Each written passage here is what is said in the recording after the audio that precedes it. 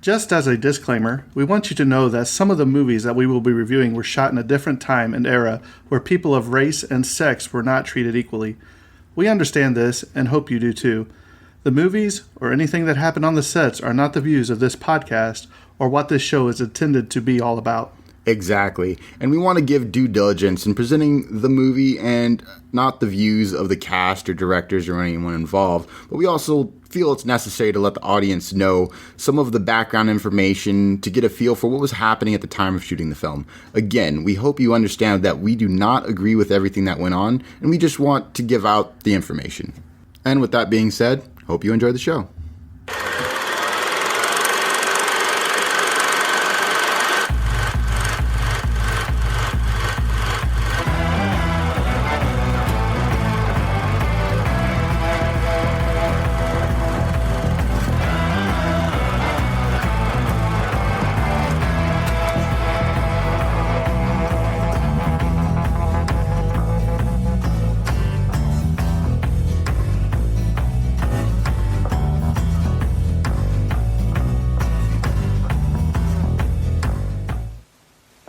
Welcome to a night of total terror.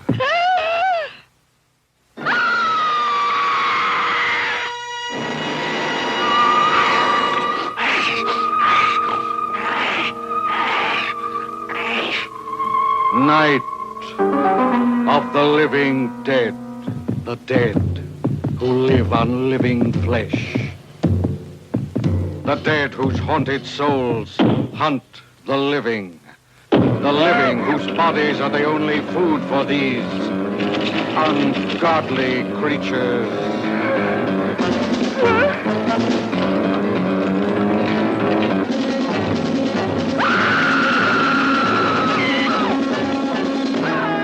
Night of the living dead. Bizarre adventure in fear. An experience in shock more shattering than your strangest nightmare. Night of the living dead.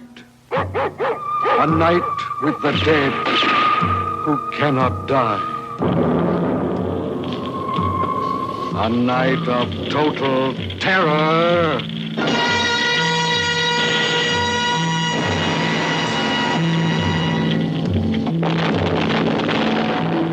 Night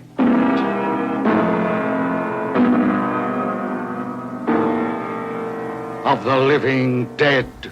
All right, guys, welcome to the Halloween episode, the Halloween special for the Tragedy of Cinema podcast. I'm your ghost, Jimbo, and my fellow co-ghost is Terrence. Yeah. And he's not a zombie today, even though we will be talking about a zombie movie.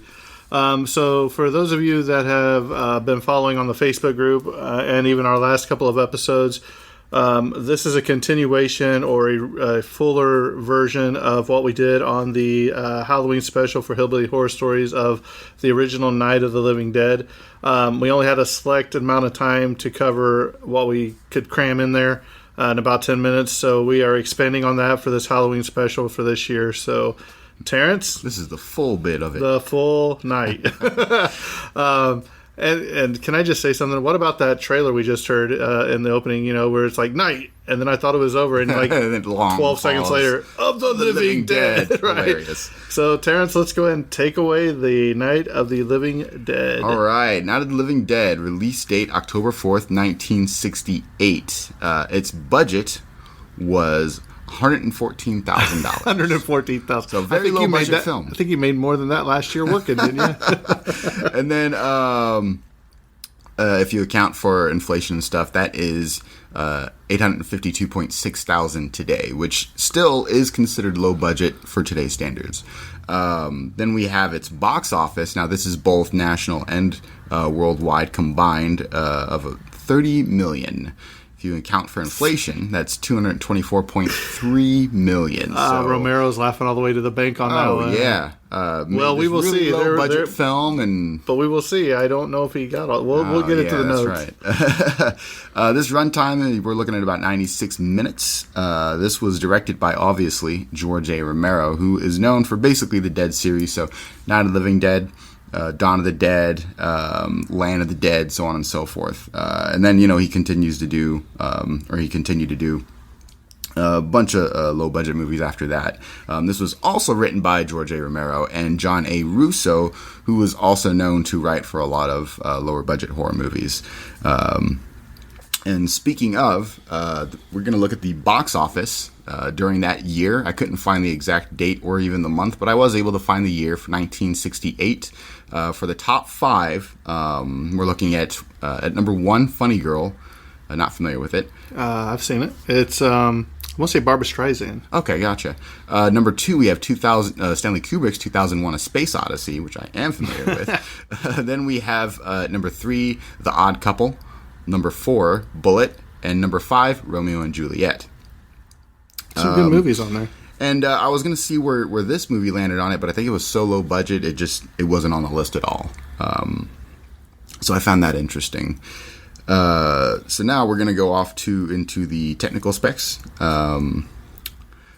We have cinematographer George A. Romero, and this was also edited by George A. Romero. So he wore a lot of hats. I mean, that's typically how these low budget films go.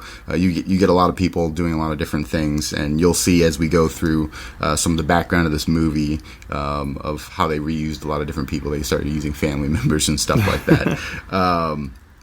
His production company was Image 10, which is owned by George Romero.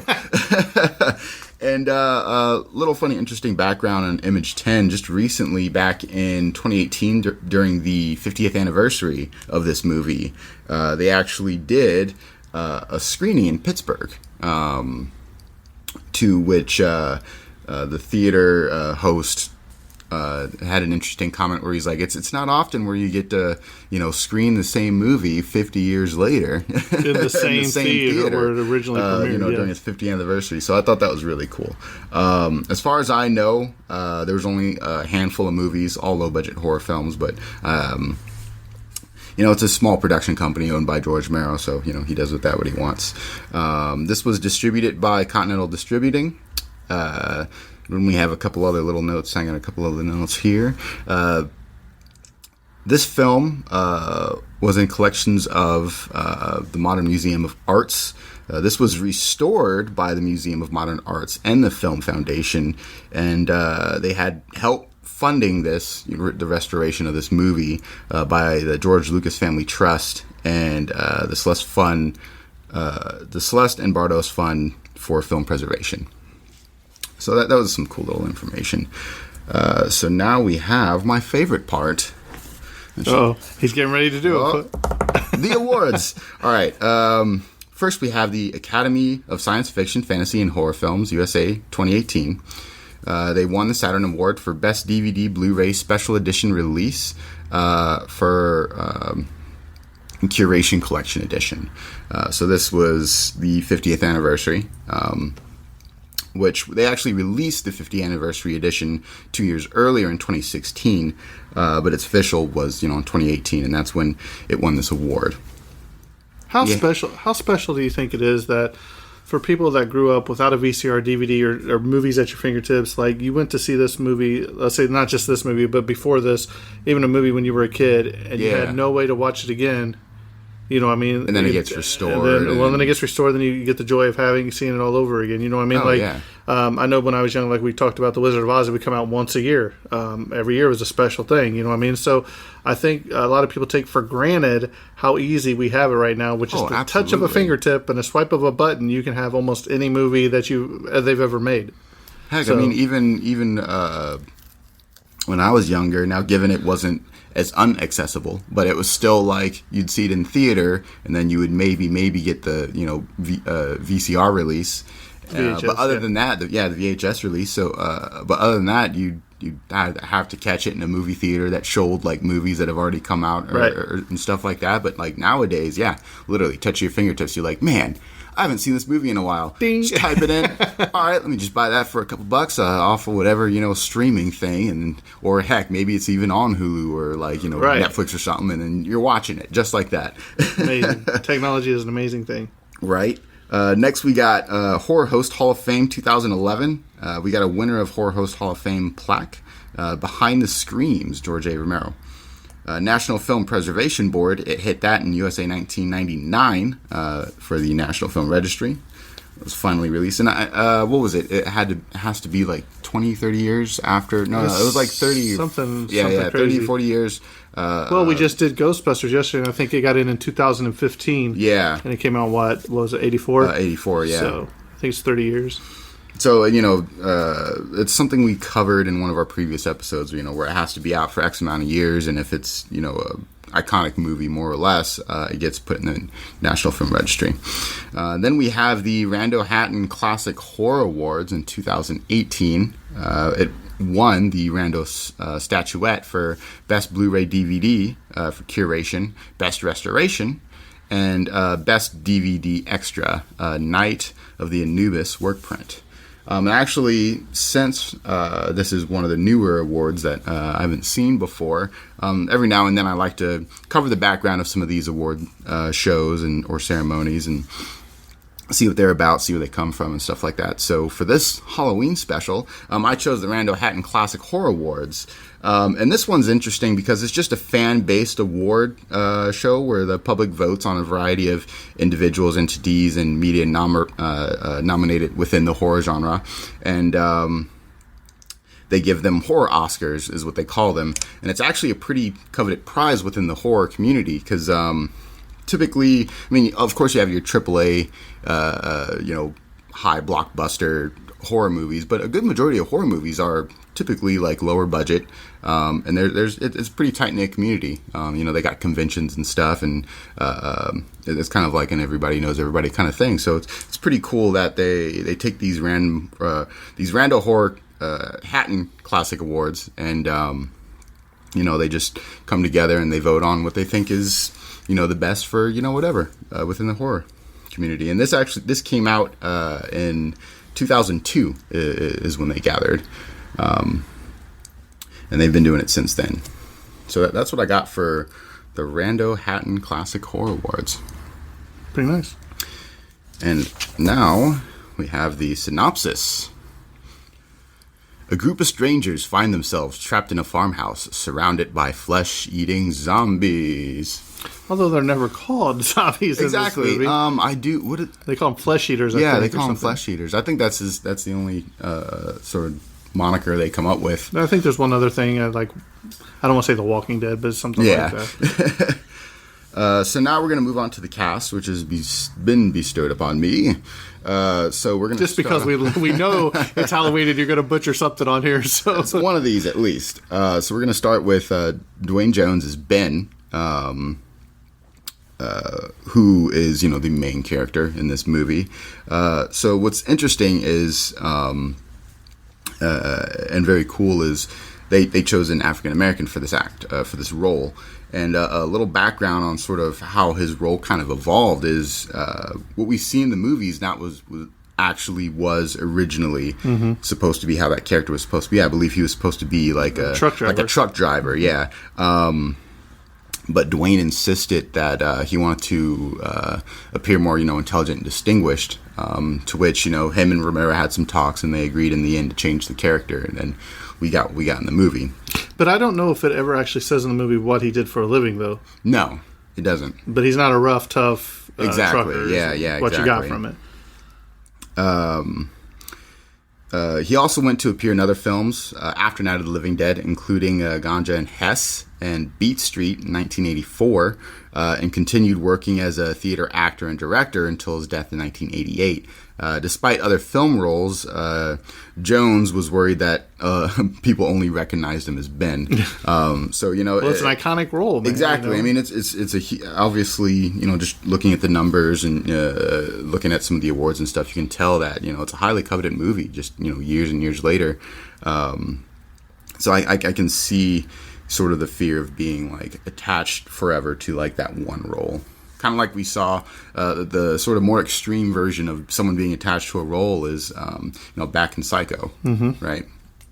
Anthony Hopkins. Exactly. So, he got typecasted hardcore after that because he was always known Not as, Hopkins. Anthony Perkins. Anthony Perkins. Yeah. Because he was always known as... Anthony Hopkins, man. he was always known as Norman Bates. Right. So... That's why he did Psycho 2. Exactly. So I can see how Dwayne didn't want to, constantly be seen as Ben. Next, we got Judith O'Dea as Barbara. And here's what's interesting. So O'Dea performed her own stunts, which she jokingly claimed amounted to a lot of running. so that's pretty cool. Next, we got Carl Hardman as Harry Cooper. One of the film's producers alongside, here's a name I'm going to butcher, Stranier? Hardman also provided the voice of the newscaster heard on the radio in Johnny's car. So that's pretty cool. So he was both one of the characters and radio voice. We have Marilyn Eastman as Helen Cooper. We have Keith Wayne as Tom, Judith Riley as Judy, and then we have Kira Sean as Karen Cooper. Little bit cool information here that we got highlighted is this is Hardman's daughter in real life. An 11-year-old daughter, Sean also portrayed the mangled corpse on the house upstairs floor that Ben drags away. Right. So that's pretty funny. Charles Craig as the TV newscaster / one of the ghouls. Bill Heinzman as a ghoul encountered by Barbara and Johnny in the cemetery. So he's the first zombie. Yeah, the very first zombie. So what's interesting, during the production of this film, still not referred to as zombies. They referred to them as ghouls during the production of the film. I don't think the term zombie was actually coined pop culture wise until later. They were known as undead ghouls, stuff like that. We have Russell Sternier, uncredited, as Johnny, who later served as a producer for the 1990 remake of the film, in which he also has a cameo appearance as the sheriff in that movie. Then we have Bill, Chili Billy, Cardial. I like how they put his nickname in here, Chili Billy. He was the TV Channel 11 news reporter as himself. Which actually explains why they put his nickname in here. Right. Well, because, it was filmed around Pittsburgh in Pennsylvania, you know what I mean? So they just used, even a lot of the police force and extras were from this Pittsburgh, you know what I mean? So they used some of the Pittsburgh newscasters and all that. A lot of the too, community came in to help. Yeah, I think there was movie. 200 extras or whatever that came in to help.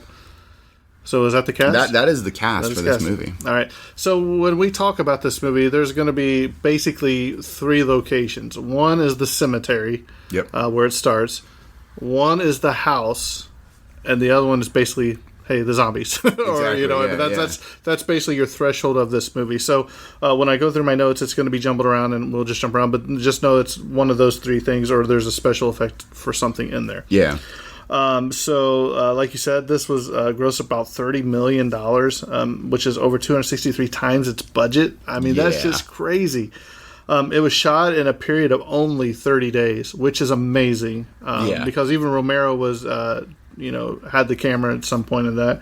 And this actually comes down to just how filming was done back then, and even now. You only have a certain amount of room to film these, and especially back then, you're filming on to film, so you get a couple chances to rehearse, but once it's filmed, you got to get it. Right. Especially with these low budget films, because you got one shot because the film costs so much. Exactly. So that would come into why this took 30 days to shoot. Right. And also they didn't know what they could do with these zombies, if you will.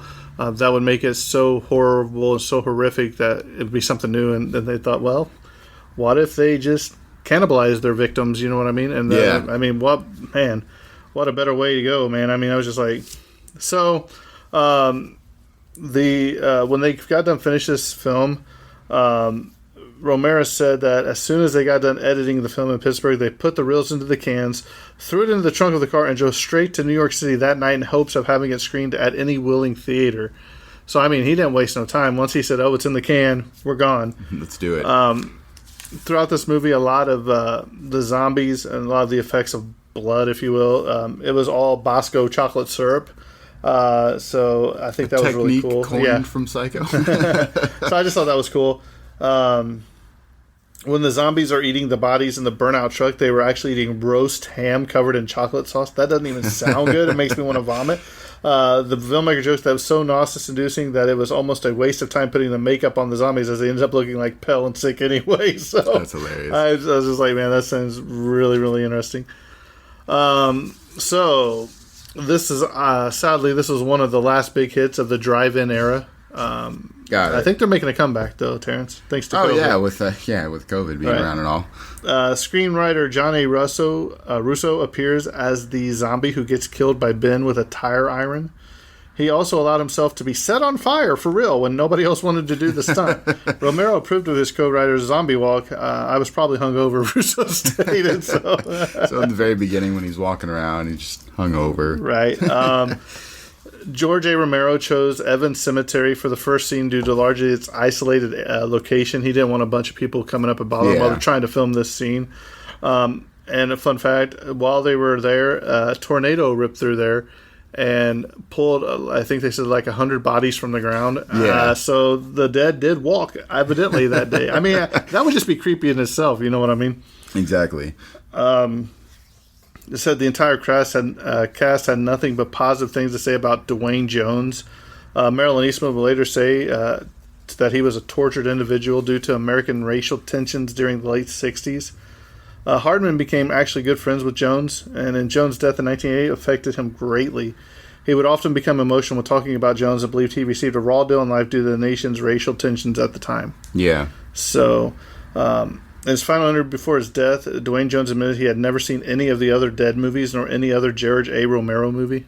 Interesting. So I thought, that's very interesting. He could just be, just I wonder if he watched this movie again, though. Guy. But I wonder if he watched his own movie again.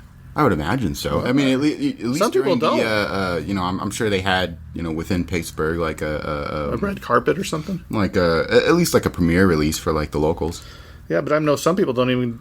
Like, there's some people that don't even watch the movies that they finished. You know what I mean? They're like, I'm That's not true. go see Yeah. it. So I mean, there's a lot of actors I know of who it's interesting because they're in films, but they're not movie people. They tend to do other things with their time. Right. Barbara was supposed to be a real strong, charismatic character, which she's just a blubbering idiot half this movie. But she does. In the remake, they make her a strong woman character. I think she's the only one that survives, if I remember right. I actually haven't seen the remake. I've seen this. I haven't seen the remake. Yeah, it's just because I made you watch this. The house that they used in this was going to be torn down anyway, so they got it really cheap. But it didn't have a true basement. It actually had a dirt floor in the cellar. So they had no staircase going down to it. As a result, the basement scenes were filmed in a different place in the editing studio cellar in downtown Pittsburgh. So there you go. It was just dirt floor down there. Actor and co-producer Carl Hardman, who was the father in the basement, also served as the makeup artist, electronic sounds effect engineer, and took the still photos at the closing of the credits, where they're taking the photos. So he was a man of many hats too. Once again, just due to the low budget of this, there's a lot but he had of to people. act too, though. It's like, wow. Romero originally hired Tom Savini. If you don't know, do you know who Tom Savini is? I'm going to say no with the look. The you're name giving is me. absolutely familiar. He does a lot of the special effect makeups in horror movies. Okay, got it. So Savini was able to do the effects because he was in the U.S. Army serving as a combat photographer in Vietnam. Savini later appeared in Dawn of the Dead in 1978, and he also directed Night of the Living Dead in 1990. In the cemetery scene, Barbara and Johnny, they're coming to get you. They're coming to get you, Barbara. Yeah, I mean, that's a quoted. But the actors actually had to hold their breath to avoid visible condensation in the frosty autumn air. It was so cold. But, I mean, Barbara's running around that cemetery and everything. I mean, it would be hard for her when she breathed, not right?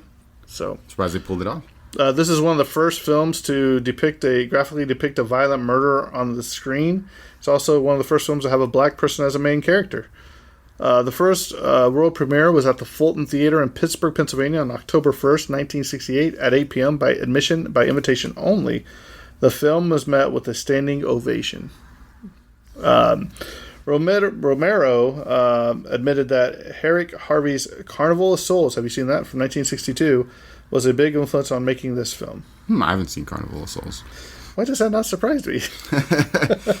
This I thought was really great. One of the publicity stunts by the Walter Reed organization was a $50,000 life or insurance policy against anyone dying from a heart attack while watching the film. Oh, man. That's hilarious. Now regarded as a classic, this film attracted considerable criticism at the time of its release for its graphic gore and violence. Kids these days. George A. Romero, this is very sad, saw very little profit from this film.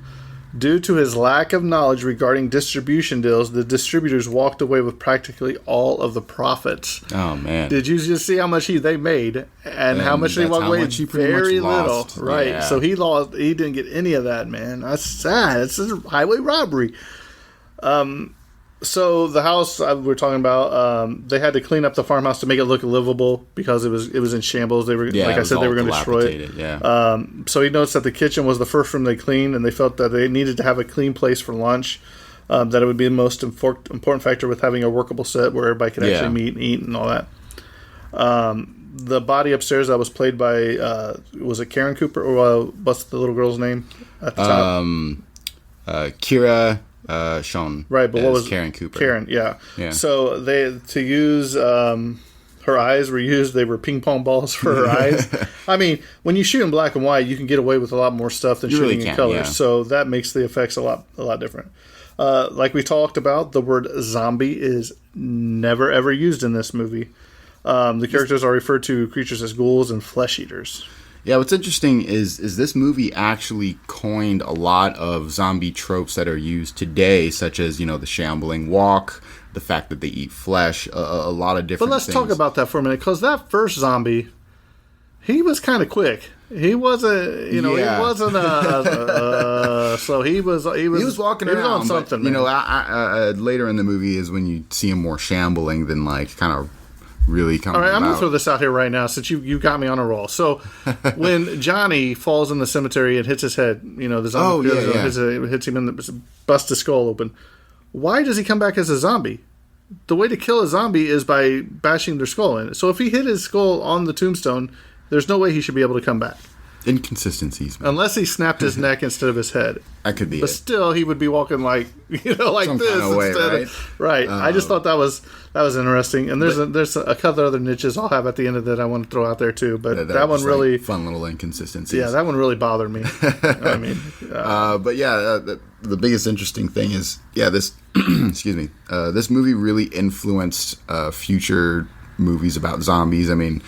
The Walking Dead for sure. They already said it. And heck, even we're no longer in it, but I mean, for a couple years, it felt like zombie thing after zombie thing after zombie thing. I mean, there's a bunch of zombie movies, bunch of zombie games, bunch of just zombie everything. But yeah, this is all thanks to this movie. Really, a lot of its influence and a lot of future filmmakers were influenced by this movie, and I think that's really cool.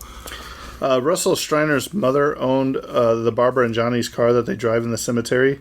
The scene was shot over 2 days, but unfortunately, while the car was parked during a break, someone ran into the car, leaving a dent that was easily visible on camera. Romero rewrote the scene so the car came to stop after crashing into the tree. So if you remember when Barbara gets in the car and she hits the brake and it slows down, if you watch it when it goes down, you'll see that she's going down and it only shows on the one side. Then it looks like she hits the tree. And if you look at the front left bumper the front left behind the wheel, it's just cream, dude. And there's no way she hit the tree there. You know what I mean? Exactly. It's cream. I thought that was pretty cool that he wrote that in there just to kind of cover that. After Dwayne Jones sets the chair on fire, Gary Striner, Russell Steiner's brother, was supposed to extinguish the flames and set the chair on fire again to preserve continuity, ensuring that the smoke would be emanating from its near the end of the film. At one point, Gary's sleeve actually caught on fire, As he ran in terror, Heinzman, who was in the full zombie makeup from the cemetery at the time, tackled him to the ground and helped extinguish the flames, saving him from major injury. Wow. So I bet that zombie moved in, you know what I mean? Right. I just thought that was really cool, you know what I mean? The U.S. movie rating system was instituted in November 1968. This film, released on October 1st, 1968, is one of the last films released in the U.S. without a rating. Oh, wow. So maybe that's why, you know. I wonder if they ever gave it one afterwards, or did they just leave it unrated? I don't know. What would you rate it? I think it probably got an NR, probably. Yeah, I would probably say. Yeah. One thing too with the cemetery zombie, I always come back to the cemetery zombie because he starts it all. Because in some of the scenes, his suit coat's buttoned up, and the other scenes it's unbuttoned, and then it's buttoned back up, and it just drives me crazy because a zombie doesn't care about what he looks like. You know what I mean? And it just drives me crazy. Maybe this one does. Yeah. At the beginning of the film, when Barbara and Johnny are approaching the correct gravesite, a figure in black jumps behind a large headstone right behind them. So this is some little spoofs in there. Yeah. When Johnny is teasing Barbara in the cemetery, he runs away as the first zombie approaches. He stops and looks back at her, and just as he stops, someone ducks into the trees in the background. When Johnny gets out of his car, the car window reflects the camera and the head of some crew member. Here we go. The music used in this film was in the public domain from a Capitol EMI Records Hi-Q stock music library. It was originally used in Teenagers from Outer Space from 1959 and cost the filmmakers $1,500 to use. So out of that $114,000, it took, $1,500 of that right there. Wow. So, Terrence, did you find out the rating? Yeah, NR. See. I know a little bit about movies. Other conflicts of budget and the era in which the film was made, including shooting on 35mm print, but only having equipment to edit on a 16mm.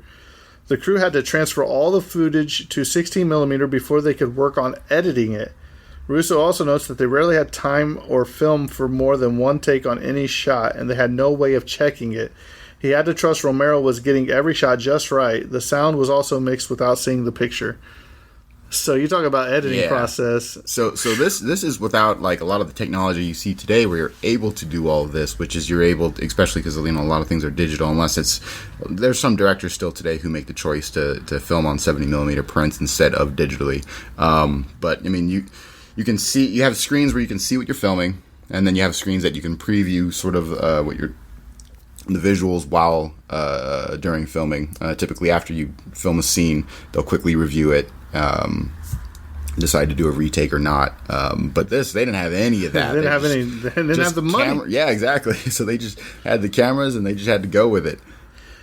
This is one thing that bothers me in this film. The scene I'm about to talk to, and then one later in the film. But when Barbara's running from the zombie in the cemetery, and she jumps in her car and locks the doors or whatever, and rolls the windows up, the zombie picks up a rock and he starts bashing the window. Yeah. Now my thought is, okay, is he full-fledged zombie? Does he still have some partial memory from his human form? Yeah. You know, it was kind of weird, but he does start smashing that window, and when he smashed the window, Romero was actually in the back seat filming, and he almost got cut by the glass because he shattered that window. So that's something that, you know, it was actually the rock almost missed him. But I'm just saying that's something that I was like, I don't know. And we'll find out a little bit about Karen later on, the same thing. Yeah. None of the cast are credited at the start of this film, probably because there's no really stars in the film. You know, they're all nobodies. During the struggle between Johnny and the cemetery zombie, Johnny accidentally knees the zombie. Yeah. In the groin. Poor zombie down. This is really, really interesting right here. Romero originally wanted to cast Betty Aberline of Mr. Rogers' Neighborhood in 1968 as Barbara.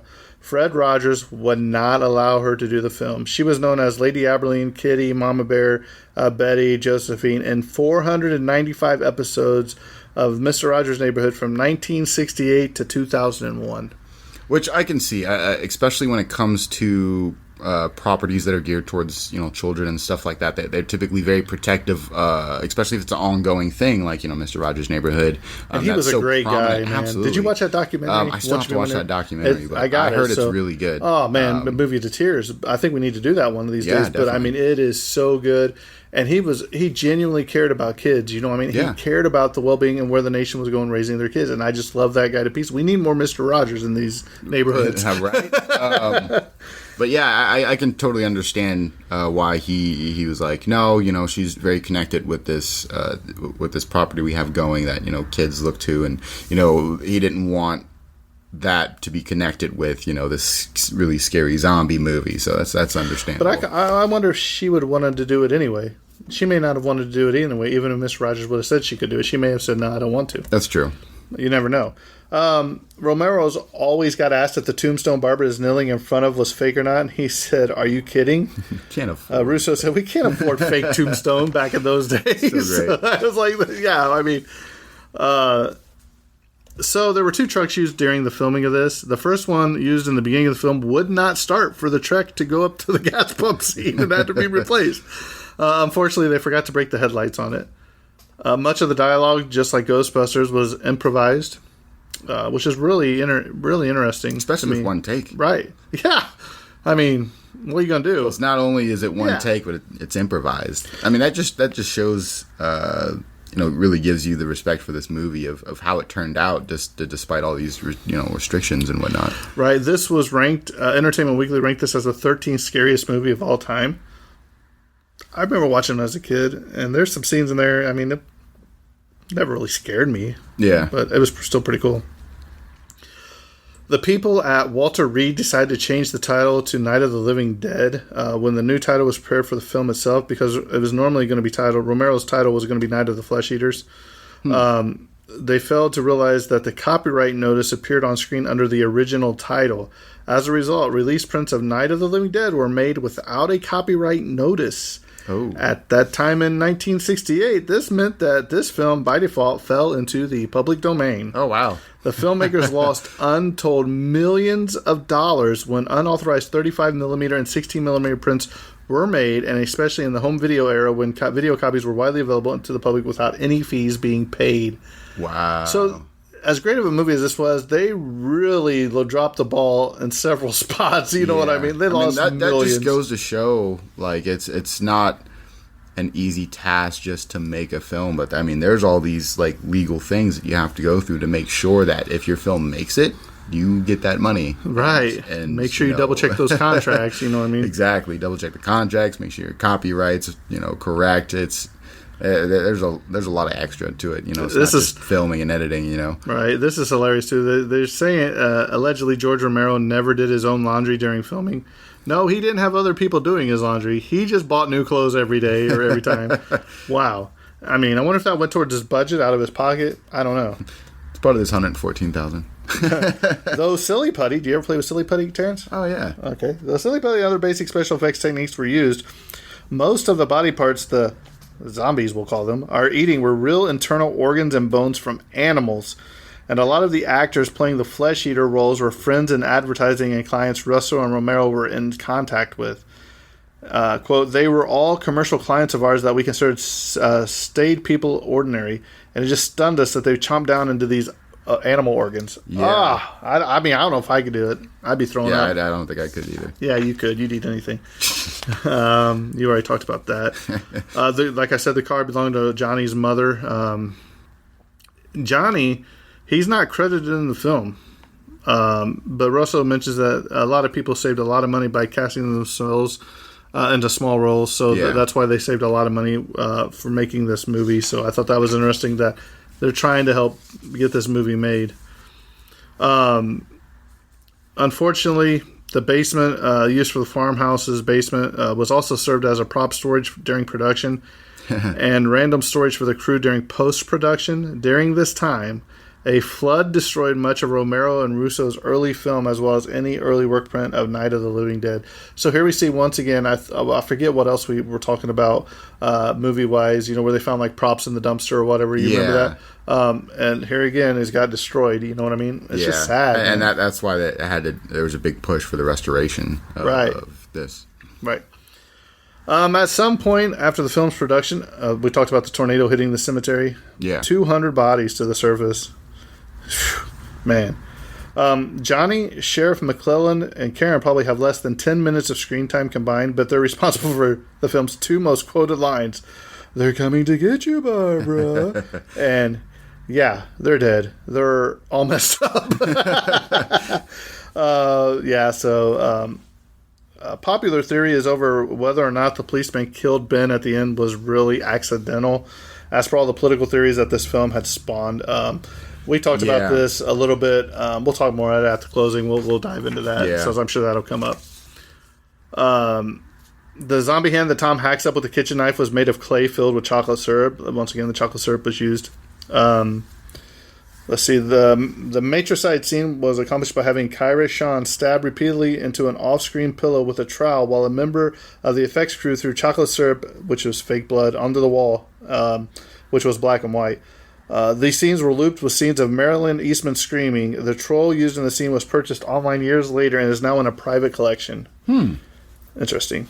So some of the props made it. Well, that's what I'm saying. Like, that scene is where the little girl in the basement turns into a zombie and she kills her mom with a garden hoe, if you will. Yeah. And once again, we see a zombie actually use brains to grab weapons. And if tools. And if we're going for that, hear me out. If we're going with that zombies can use tools, why didn't all the zombies surrounding the farmhouse go to the barn, get all the tools out of the barn, and just come into the house? Or at least ones that passed by it. Right. You know? Right. You know what I mean? I was like, it didn't make any sense. But I still love this movie. The intelligence of the zombies are inconsistent. Well, usually zombies are like, they're dead, so they don't. Yeah, exactly. They're just shambling. Shambling. The Walking Dead admitted the series were greatly influenced by this film. For example, the zombies in the series were not allowed to move any faster than the very first zombie seen in Night of the Living Dead, which was the cemetery zombie. Yeah. And I don't know, man, that guy moved pretty fast. Yeah, he was really, really going for it. Heinzman and Hardman, 2 of the original $300 investors, were cast due to a shortage of available talent. Another investor was a butcher who provided some of the blood and guts for the film. This is interesting. This is the plot of this movie, which I never really thought of, and I don't remember until I rewatched it. Was the plot was actually, they said that the people returning to zombies, and get me with this, was the radiation of a detonated satellite returning from Venus, which is causing the dead to rise and attack the living. According to the filmmakers, though, the actual cause is never determined. They were talking about that on the radio during the... That's what I'm saying. No, they say that. Yeah. But my question is, since that happened, anybody died from that point up would still turn into a zombie. It wouldn't just be over and done because radiation stays around for a long time. Oh, yeah. I mean, the plot thickens. Excuse me. You know, it could be that whole, like, oh, it's a big government cover-up, and they say it's okay, but it's really not. No, the government doesn't do that. When applying makeup for the actors playing zombies, Marilyn Eastman focused less on a rotting appearance for most of them, instead concentrating on the prominent facial features that each actor or actress had and making it appear more prominent. Eastman also played the zombie who eats the bug off the tree. Romero points out that no one can tell her it's all underneath all the makeup on her face. Miss Eastman did her own makeup for that shot too, and she looked creepy, dude. This was credited as the first movie filmed in Pittsburgh. Wow. Bill Cardile, who played the television reporter, was indeed a local Pittsburgh TV celebrity. He hosted a horror program on Channel 11 and occasionally reported the news. Talk about old Chili Billy? Chili Billy. My name is Chili Billy. Oh, it's Chili Billy. The gas pump that Judith O'Dea runs into at the beginning of the film was not bolted to the ground.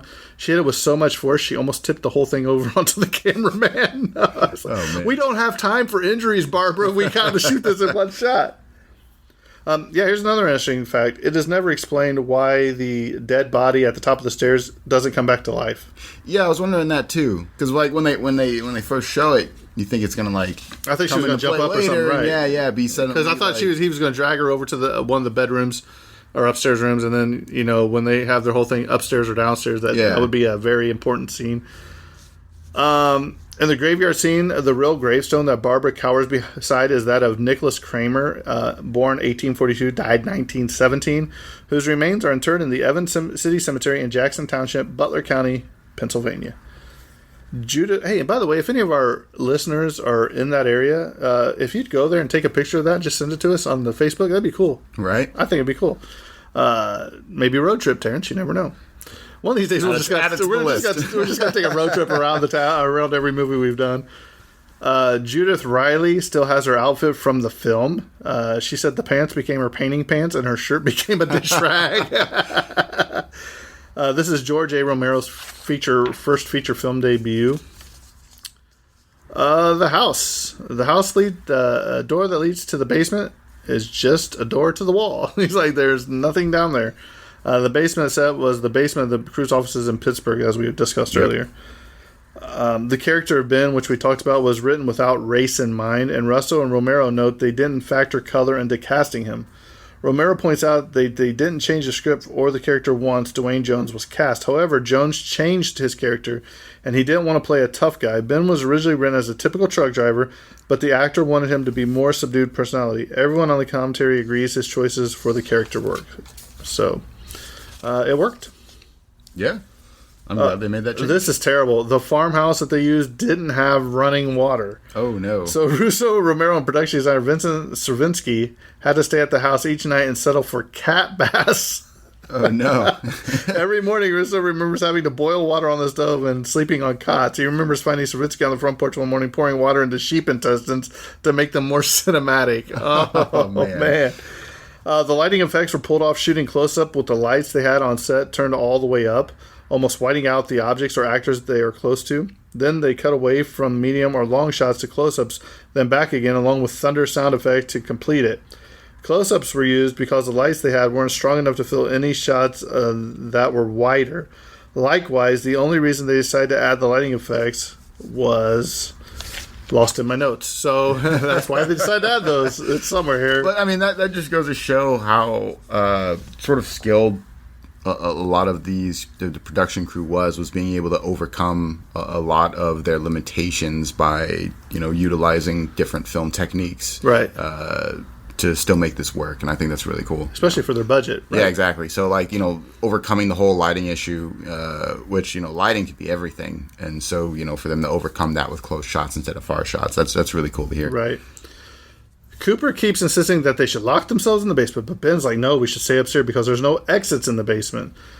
Cooper later orders Helen to go back down to the basement in the third act anyway, wanting to keep her saved. It is at this point that their daughter has become a zombie and kills her. Yep. The double irony is that if Helen had stayed upstairs, she probably would have survived, and that Ben survives by locking himself in the basement, which he desperately tried to avoid. Yep. So the irony is they were both right. Yeah, which exactly. is crazy.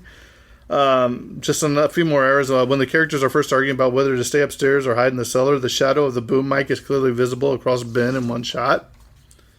As Johnny and Barbara drive deep into the cemetery during the opening credits, the windows on their cars are rolled up. When they stop and park, the windows are down again, and then they roll them up before exiting. The boards on the windows and doors had writing on them, so the crew would know which board went where during shooting. Shooting out of chronological order meant that the boards had to be up or down at different points. Russo notes you can see these markings in the scenes where Ben is removing the boards from the front door. Huh. So, I mean, that's pretty nifty. The actor doesn't have to remember which way they go, that there's a little number on there. You know what I mean? Yeah. Try to, be as consistent as possible with their consistency. It becomes a plot that the farmhouse cellar only has one entrance, which leads into the living room area. Would you agree? Yeah. Well, earlier in the film, when Barbara's running around the farmhouse, there's an outdoor to the cellar that you see. So, that's kind of interesting. All the little things. And lastly, fans of the film are split over Cooper's plan versus Ben's. Debates of these have been waged for decades over who was right. Oh, yeah. So, Terrence, give me your thoughts on the Night of the Living Dead. Night of the Living Dead. I enjoyed this. It's a good movie. It's a very simple premise, simple story that I think was well executed. Simple budget, simple characters. Yeah, exactly. And it shows that you don't need sort of an elaborate plot or anything to tell a good story. Now, what I think is interesting is obviously there was undoubtedly some controversies with, you know, the main character of the film and the ending of the film. Right. I knew we were going to touch on that. Exactly, That's why we waited. exactly. So let's So, talk about that scene for a moment. So for those who have seen it, and you should have, if not, go watch it. But at the very end, when, you know, Ben gets shot by the cops because they mistake him for let's preface that first, because these cops are going through and they are just laying waste to every zombie in sight. Yeah, there's some in the field, montage. some in the cemetery. Yeah. And they're just shooting them because they know that they have. The guy says, the police captain or whatever says, it seems to work if you shoot him in the head. Yeah. So take it away from there, Darren. So that's when they come upon the house, and, you know, Ben's coming up from coming out of the house. You know, he's just had the longest night, and then that's, you know, when he opens the door and you get shot immediately. Well, was he in the door or was he in the window? Because I thought he pulled out his gun, you know, like his gun, because he didn't know what was going on. You Yeah, know what I mean? exactly. And then the guy's like, "Oh, there's one up there." The cop's like, "Oh, there's one up there. Shoot him!" And the guy and he's like, right between the eyes. That's what he says. You know what I mean? And he shoots him, and Ben dies. So it's interesting because, you know, obviously there's a controversy of, like, did they know he was, you know, a zombie or not?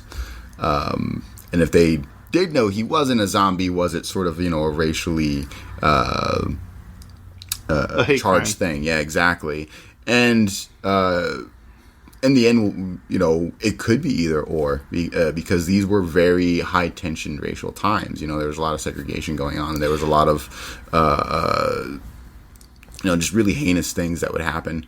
At the same time, we do know that these zombies have at least enough motor function and intelligence to pick up things and use them. Right. So, you know, was it just too quick of a call of judgment? I mean, we do see them in the montage just killing anything. Well, that that's what I moves said. They're almost. just killing everything that Yeah. moves. You know what I mean?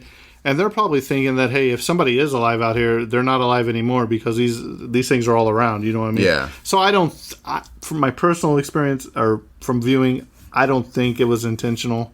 I think it was just, hey, there's another zombie, just go and kill him. You know what I mean? And it makes I also sense. think You know what I there mean? would be sort of like, I think, you know, maybe it was just bad procedure on their part to just kind of shoot anything that moves. Right. I mean, there should be some kind of, like, warning of, like, you know, hey, if you're alive, let us know. All right, we're going to shoot now. You know what I mean? Just some kind of something to preface before just, you know, eliminating. Because obviously, once they knew the situation, they had the upper hand. I mean, this isn't like other zombie movies where it just spreads like wildfire and it's too late. No, that once they realized what was going on, you know, the cops and everybody else reacted pretty quickly, because it's not just cops we see in the scenes. You know, you see some citizens Right. who are armed and whatnot reacting to this. So this gets cleaned up pretty quickly, you know.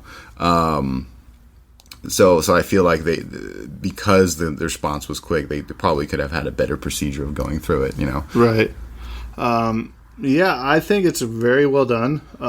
Being the holy grail of zombie movies, Yeah. since it was the first time anything like this has really been done. You know It what I is, mean? yeah. And they basically created a whole new world of characters that stood the test of time, that millions, or not millions, but hundreds of movies have spawned out of or used some of their ideology Exactly. in this. I mean, this basically created the zombie type I mean, of movie. and there is a little bit of nudity in this, which I wasn't expecting. You know what I mean? Oh, yeah, and that's then right, that, yeah. and then there was also they actually hunker down on some legs and some hands and some bones. You know what I mean? There is some graphic stuff in here, even though yeah. it's in black and white.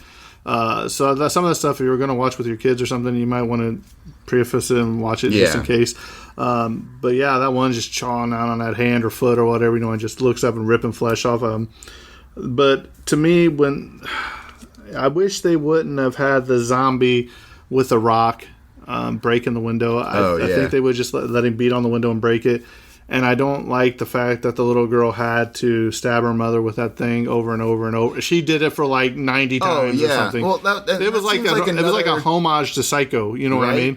And it was almost a really, you know, big inconsistency because, you know, at least as told by you know, the radio men in the film, you know, these things just want to eat flesh, but that is not a sort of I'm hungry, I need to eat sort of thing. This is like, I'm killing you. I'm murdering you. Right, and I think her mom, she could have did the thing where she just went, "Oh, are you okay, honey?" and then bit her on the neck or something. You know, I think that would have been better, a lot. Yeah, it would have been more impactful. But then again, you don't know with a rating system. There was no rating system, so you can't say there was no censorship. You know, I mean, there was all just it is what it is. Yeah. So maybe it would have cost too much money to do that visual effect of them eating very somebody. possible. Yeah. That was the biggest problem I had with this movie. I love the characters. I really like the thing that bugged me is when Johnny came back too after he supposedly died at the beginning of the movie from hitting his head on a tombstone. If you look, it could be his neck, but it's more like the back of his side of his head. You know what I mean? So I was like, but if you remember, they said that they rewrote the script when they decided they wanted Johnny to come back. That's true. Yeah. And I just wish he would have just stayed out. Very intense movie.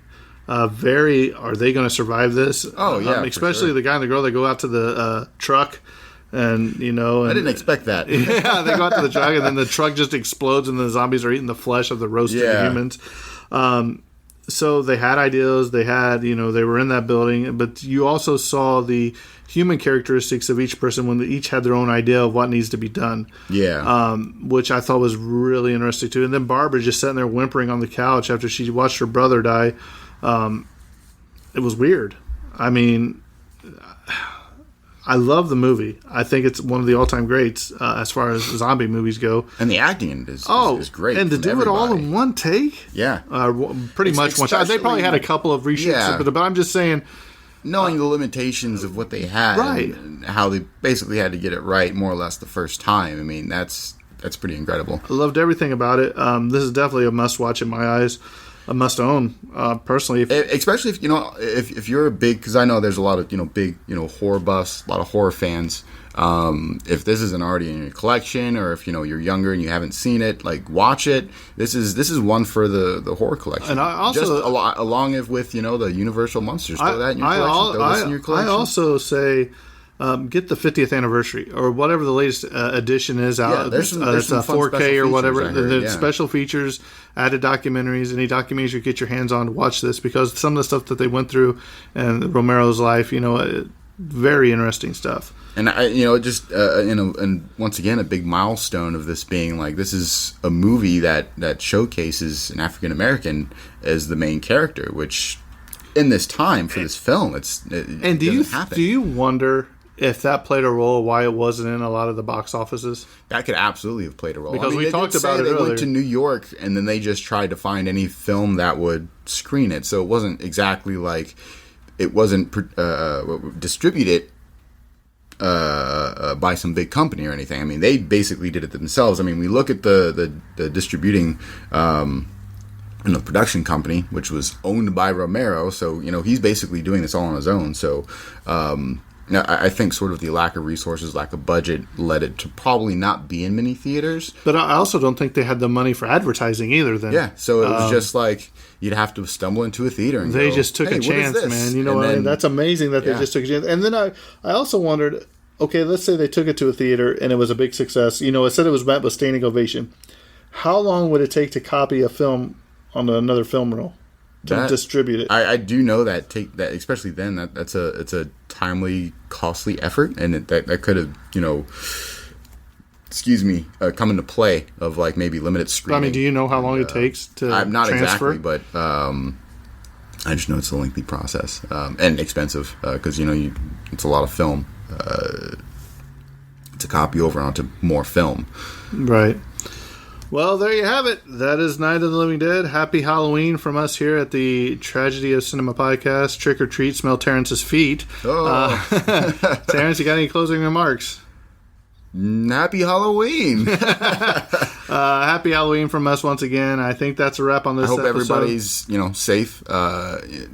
Check your children's candy. Yeah, of course. I know distance, that people are still going to go out and have some kind of events of like trick or treating for the kids and whatnot. Just make sure you stay safe out there. You know what? I don't think it was because the satellite blew up and the radiation. I think it's because people didn't wear masks. and that's why that's they turned exactly to why. zombies. So wear your mask if you don't want to be shambling zombies. So yeah, stay safe out there, guys. yeah, there it is. So I think that's a wrap on this episode, and this episode's coming to close. Terrence? Yep. And cut.